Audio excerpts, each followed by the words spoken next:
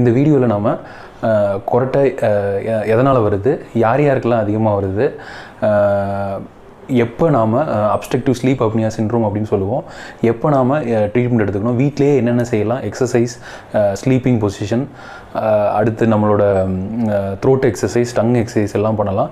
இதுக்கடுத்து வந்து நம்ம சிபேப் அப்படிங்கிற டிவைஸ் எப்போ வைக்கலாம், சர்ஜரி எப்போ பண்ணலாம் அப்படின்னு ஹலோ ஃப்ரெண்ட்ஸ், இந்த வீடியோவில் நம்ம பார்க்க போகிறது ஸ்னோரிங் பற்றி. ஸ்னோரிங் அப்படின்னா கொரட்டை விடுறது. கொரட்டை அப்படிங்கிறது இங்கிலீஷில் நாய்ஸி ப்ரீதிங் ஒய் ஸ்லீப்பிங் அப்படின்னு சொல்லுவாங்க. அதாவது நம்ம தூங்கையில் நம்மளோட சுவாசமானது சத்தமாக அடுத்தவங்களுக்கு டிஸ்டர்பன்ஸ் ஆகுது அப்படிங்கிற பட்சத்தில் அதை வந்து நம்ம கொரட்டை அப்படின்னு சொல்லுவோம்.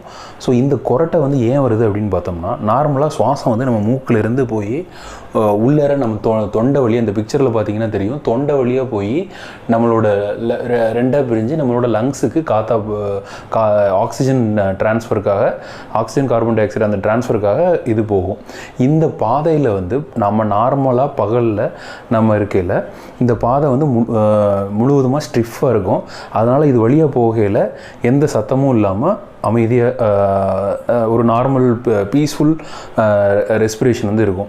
இப்போ நைட்டு நேரத்தில் என்ன ஆகிடும் அப்படின்னா, இந்த இது சுற்றி இருக்கிற இந்த த்ரோட், இந்த போகிற பாதை வந்து ரொம்ப ரிலாக்ஸ் ஆகிடும். எப்படி நம்ம கை உடம்பு எல்லாமே நமக்கு பகலில் நம்ம நிற்கல ஸ்டிஃபாக இருக்கோ, அதே நைட்டு தூங்கியில் ஃபுல்லாக ரிலாக்ஸ் ஆகிடுறோமோ, அதே மாதிரி இந்த அப்பரேட்டஸும் நமக்கு வந்து ரிலாக்ஸ் ஆகிறதுனால தான் இப்போ நார்மலாக ஸ்டிஃபாக இருக்குது, இது வழியாக போகையில் எந்த சத்தமும் வராது. அதுவே வந்து ஒரு ரிலாக்ஸ்டு சர்ஃபேஸாக இருந்துச்சு அப்படின்னா அது வழியாக போகையில் ஒரு டர்புலன்ஸ்னு சொல்லுவாங்க. அதாவது காற்றை வந்து சத்தம் போட்டுக்கிட்டு போகிற இதை ஏற்படுத்தும். ஸோ இதுதான் வந்து கொரட்டையாக மாறுது. இதுவும் ஒரு காரணம்.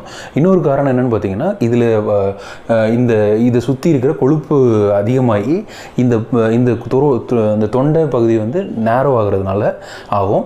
இன்னொன்று தூங்கையில் வந்து நாக்கு வந்து நார்மலாக இங்கே பல்லில் இருக்காமல் அப்படியே பின்னாடி போய் த்ரோட்டில் விழுந்து அடப்படுறதுனாலையும் இந்த கொரட்டை வர்றதுக்கு காரணம். ஸோ கொரட்டை வர்றதுக்கு 3 காரணம் என்ன சொன்னோம் அப்படின்னா, நம்ம தூங்கையில் இந்த சுற்றி இருக்கிற அப்பரேட்டஸ் வந்து ரிலாக்ஸ் ஆகுது அப்படின்னு சொன்னோம், அடுத்து வந்து கொழுப்பு டெபாசிட் ஆகுதுன்னு சொன்னோம், அடுத்து வந்து நாக்கு வந்து பின்னாடி போய் விழுந்துருதுன்னு சொன்னோம். ஸோ இது 3 தான் நம்ம காரணமாக சொல்லியிருக்கோம். இதெல்லாம் எதனால் நடக்குது அப்படின்னு பார்த்தோம்னா, வயசாக நமக்கு நார்மலாகவே இந்த அப்பரேட்டஸ் வந்து ஸ்டிஃபாக இருக்கிறது வந்து ரிலாக்ஸேஷன் வந்து ரொம்ப அதிகமாக இருக்கும். ஸோ வயசானவங்க அதிகமாக கொரட்டை விடுவாங்க. அடுத்து 2வது வந்து ஆம்பளைங்களுக்கு இது நார்மலாகவே நடக்கக்கூடிய ஃபினாமினா. அதாவது அவங்களுக்கு அந்த ஸ்டிஃப்னஸும் அதிகமாக இருக்கும், டெஸ்டோஸ்டரோனோட ஆக்ஷனால் இது ஸ்டிஃபாக இருக்கும். இது வந்து நம்மளோட இதை வந்து அப்பரேட்டஸ் வந்து ரிலாக்ஸ் பண்ணும். அடுத்து ஆல்கஹால் அதிகமாக கன்சியூம் பண்ணாலும் இது ரிலாக்ஸ் பண்ணும். ரொம்ப டயர்டாகி அசதியாகி தூங்கிலையும் இந்த ரிலாக்ஸேஷன் அதிகமாக இருக்கும். இது இல்லாமல் அடுத்து 2வது நம்ம சொன்னது வந்து கொழுப்புக்கு வந்து என்ன காரணம் அப்படின்னு பார்த்தோம்னா, இந்த கொழுப்பு வந்து டெபாசிட் ஆகிறது ஓவர் வெயிட்டு தான், லேக் ஆஃப் எக்ஸசைஸ் இல்லாமலும் நம்ம ஓவர் வெயிட் ஆகிறதுனால தான். இது 2ம் தான் இந்த கொழுப்பு அதிகப்படுத்துது. இந்த டங்கு பின்னாடி விழுகிறது வந்துங்கிறது வந்து நம்ம வந்து இப்போ நம்மளோட படுக்கிற பொசிஷனை வச்சு கரெக்ட் பண்ணலாம். ஸோ இதுதான் வந்து நம்ம வந்து முக்கியமான 3 காரணங்களை நம்ம பார்த்துருக்கோம். எல்லாரும் பல பேர் என்ன நினச்சிக்கிட்டு இருப்பாங்க அப்படின்னா, கொரட்டை விடுறது வந்து அதாவது ஆண்களாக இருந்தாங்கன்னா அது பொண்டாட்டிக்குரிய பிரச்சனை, பெண்களாக இருந்தாங்க அப்படின்னா அது வந்து புருஷனுக்குரிய பிரச்சனை, நமக்கு எந்த பிரச்சனையுமே இல்லை அப்படின்னு நினைப்பாங்க. இது வந்து ரொம்ப மைல்டான ஸ்னோரிங்காக இருக்கையில் மட்டும்தான் இந்த லெவலில் இருக்கும். ஆனால் இது ஒரு லெவலுக்கு மேலே போயிடுச்சு அப்படின்னா இது நமக்கே சில பிரச்சனைகளை உண்டு பண்ணும். அதில் முக்கியமானது என்ன அப்படின்னு பார்த்தோம் அப்படின்னா, அப்ஸ்ட்ரக்டிவ் ஸ்லீப் அப்னியா சிண்ட்ரோம் அப்படின்னு சொல்லுவாங்க. அதாவது கொரட்டை ரொம்ப அதிகமாகி சுத்தமாக மூச்சே அடைச்சு நமக்கு பிரெயினுக்கு பிளட் சப்ளையே கம்மியாகி நமக்கு தூக்கமே கலைஞ்சி எந்திரிச்சு உட்காந்துருவோம். இந்த மாதிரி அடிக்கடி எந்திரிச்சு உட்காருவாங்க. இந்த மாதிரி அடிக்கடி எந்திரிச்சு தூக்கம் கலைகிறதுனால என்ன ஆகும் அப்படின்னா, உங்களுக்கு நைட்டு ஃபுல்லாக நிம்மதியான தூக்கமே இருக்காது, பகலில் தூங்கி விழுவாங்க. இந்த சிண்ட்ரோமுக்கு பேர் அப்ஸ்ட்ரக்டிவ் ஸ்லீப் அப்னியா சிண்ட்ரோம்வாங்க. இப்படி ஒரு நிலையில் நீங்கள் இருந்தீங்க அப்படின்னா கண்டிப்பாக உடனடியாக ஒரு டாக்டரை பார்க்கணும். குறிப்பாக இஎன்டி டாக்டர், அதாவது காது மூக்கு தொண்டை டாக்டரை பார்த்தோம் அப்படின்னா நம்ம வந்து இதுக்குரிய ரிலீஃப்ஸ் எல்லாம் சொல்லுவாங்க. ஸோ இதுக்கு போகிறதுக்கு முன்னாடி உங்களுக்கு இந்த இது வந்து மைல்டாக இருக்குது, நான் கொரட்டை விடுறேன், எனக்கு டிஸ்டர்பன்ஸ் இருக்குது அப்படின்னு சொல்கிறோம் அப்படின்னா இந்த வீடியோவில் வந்து நீங்கள் ஃபுல்லாக பார்த்து இதில் நான் சொல்கிற எக்ஸசைஸ் எல்லாமே, நான் சொல்கிற சில விஷயங்கள் எல்லாம் நீங்கள் வீட்டிலேருந்தே பண்ணலாம். ஃபஸ்ட்டு முக்கியமானது என்ன அப்படின்னு பார்த்தோம் அப்படின்னு பார்த்தீங்கன்னா, நம்ம வந்து உடல் எடையை குறைச்சே ஆகணும். உடல் எடையை குறைக்கிறதோட அட்வான்டேஜ் என்ன அப்படின்னு பார்த்தோம் அப்படின்னா, ஒன்று இயற்கையாகவே நமக்கு அங்கே இருக்கிற கொழுப்பு எல்லாமே குறையும். ரெண்டாவது இந்த த்ரோட் மசில்ஸ், டங் மசில்ஸுங்கிற இதை சுற்றி இருக்கிற மசில்ஸ் எல்லாமே ஸ்ட்ரென்த் ஆகும். நார்மலாக நம்ம எக்ஸசைஸ் பண்ணல இதனால் வந்து குரட்டைங்கிறது கண்டிப்பாக குறையும். அடுத்து வந்து டங் த்ரோட்டுக்கு வந்து எக்ஸசைஸ் இருக்குது. எல்லாம் என்ன சொல்லுவாங்க அப்படின்னா, இந்த AEIOU வவல்ஸ் அப்படின்னு சொல்லுவாங்க. AEIOU அதை வந்து நம்ம சத்தமாக ப்ரொனவுன்ஸ் பண்ணணும். AEIOU அப்படின்னு சத்தமாக ப்ரொனவுன்ஸ் பண்ணணும். இல்லை நான் தமிழில் சொல்லுவேன் அப்படின்னா ஆ ஆ இ இ உ அப்படிங்கிற உயிர் எழுத்துக்கள் எல்லாத்தையும் நம்ம சத்தமாக சொல்லணும். அப்படின்னா ஒரு நாளைக்கு வந்து 3 நிமிஷமாவது இந்த எக்ஸசைஸ் பண்ணணும். அதுக்கப்புறம் நாக்கை வந்து நம்ம பல்லு மேலே வச்சு அதை வந்து பின்னாடி கொண்டு போக ட்ரை பண்ணணும். இந்த மாதிரி ஸ்னோரிங் அப்படின்னு சொல்லி எக்ஸசைஸ் இருக்கும். கூகுளில் சர்ச் பண்ணாலே உங்களுக்கு ஸ்னோரிங் பண்ண வேண்டிய எக்ஸசைஸ் என்ன அப்படிங்கிறது கிடைக்கும். நார்மலாக உடல் எடையை குறைச்சி நம்ம பண்ணுற எக்ஸசைஸ் நல்லா எஃபெக்டிவாக இருக்கும்.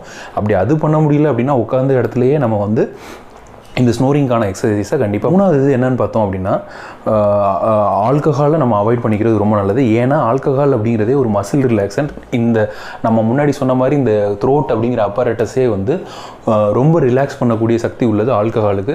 ஸோ இது வந்து குரட்டையை இன்டியூஸ் பண்ணும். அது மாதிரி நைட்டில் வந்து ஹெவி மீல்ஸையும் அவாய்ட் பண்ணிக்கலாம். நைட்டு சாப்பிட்ட உடனே படுக்கிறத அவாய்ட் பண்ணலாம். 1 மணி நேரம் 1 மணி நேரத்துலேருந்து 2 மணி நேரம் கழித்து தூங்கணும் அப்படின்னா இதை குறைக்கலாம்.